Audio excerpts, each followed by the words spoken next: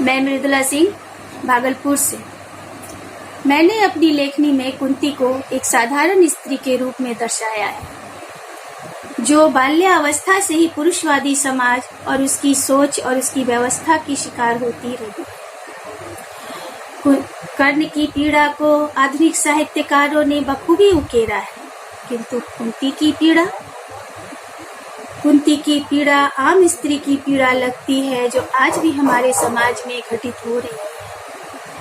मेरी कविता का शीर्षक है हर नारी के अंदर तो एक कुंती बसती है। कुंती की कहानी भले ही पुरानी, किंतु हर नारी के अंदर तो एक कुंती बसती है। कभी व्यक्त कभी अव्यक्त, अंदर से मृदु ऊपर से सख्त, कुंती अपनी ओर खींचती है। कितनी ही समस्याओं से अकेले जूझती दिखाई पड़ती है। माता पिता की दुलारी प्रथा के भाग्य ने कैसा कुचक्र चला, न कारण बताया न प्रश्न पूछने का समय। पिता के वचन बिछोहवान बनकर आए, किस्मत को छलनी करने वज्र बनकर आए। अब वो प्रथा नहीं, राजकुमारी कुंती थी, मथुरा की यादों को असवन सागर में डुबो गई। किशोरावस्था में पांव रखा नहीं, सूर्य के द्वारा चली गई। कुंवारी माँ बनने का दर्द भी वह अकेले सह गई। मातृत्व का सुख अभी भोगा नहीं, अपने लाल को जी भर करके देखा नहीं। कुल की इज्जत बचाने की खातिर वात्सल्य सिंधु ही सूख गई। अपने पुत्र को माँ गंगा की शरण में दे गई। कितना दर्द हुआ होगा जब एक माँ से उसका पुत्र बिछुड़ा होगा। कितने ही दिन कितनी ही रातें कुस्वप्न में गुजरी होगी। कुंती की कहानी हर नारी की कहानी।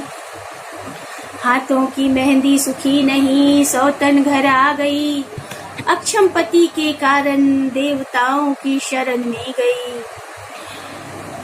5 देव कुंजों की माँ बनी, किंतु भाग्य ने फिर चाल चली। पति और सखी दोनों को काल निगल गई। अनजान राह पर फिर से कुंती अकेली खड़ी मिली। नन्हे नन्हे पुत्रों को राजमहल के षड्यंत्रों से बचाना था। कितने ही संघर्षों से उसे अभी गुजरना था। अपने पुत्रों को गुणवान, बलवान और चरित्रवान जो बनाना था। अपना अस्तित्व बचाने की खातिर ना जाने कितने संघर्ष वो करती रही। हर नारी की संवेदना को शिद्दत से महसूस करती रही। तभी तो माद्री को सौतन नहीं, व्यवस्था का शिकार मानती है। कुंती चमत्कृत कर देती है जब वह माँ की तरह नहीं, एक स्त्री की तरह सोचती है। ममत्व पर मानवत्व भारी पड़ जाता है। अपने उस पुत्र को माफ नहीं कर पाती है, जिसके लिए दिन रात वह रोती है। जिस पल और जिस विजय सुख का इंतजार करती रही, अपने ही के खून से वह लिपटी मिली।